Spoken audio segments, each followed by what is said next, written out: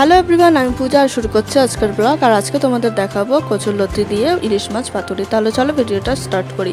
এখানে দেখো কলা পাতাটা নিয়েছি, গ্যাসের মধ্যে ভালোভাবে সেঁকে নিচ্ছি যাতে কলা পাতাটা ফেটে বা ছিঁড়ে না যায়। আর এদিকে কলা পাতার মধ্যে সামান্য সরষের তেল মাখিয়ে নিয়েছি যাতে মাছগুলো উল্টোতে সুবিধা হয়। আর এদিকে কচুরলতিগুলো আমি লম্বা লম্বা করে কেটে নিয়েছি।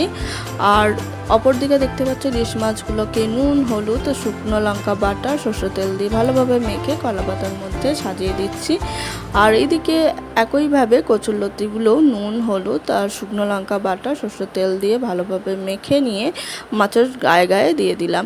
এরপর দেখো গ্যাসটা অন করে বসিয়ে দিয়েছি তাওয়া, আর তাওয়ার মধ্যেই বসিয়ে দিলাম কলা পাতার যে পাতুরি করব সেটাই।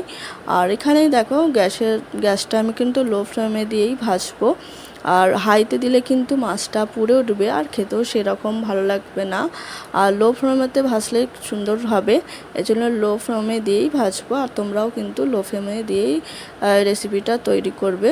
আর এইদিকে দেখো ঘুরিয়ে ঘুরিয়ে দিচ্ছি মাছ পাতাটা যাতে পুরোটা মাছের গায়ে যাতে তাপটা লাগে, তো সেইভাবেই।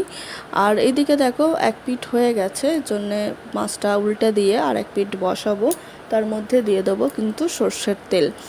তো এইভাবেই রেডি হয়ে আসবে মাছ পাতায় বা মাছ পাতুরি। তো তোমরা যেটাই বলো না কেন, তোমাদের সুবিধা মতো তোমরা বলবে।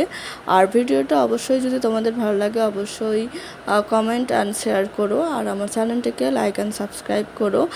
আর কি জল আসার মতো তো এই রেসিপিটা কমেন্ট করে অবশ্যই বলো কিন্তু।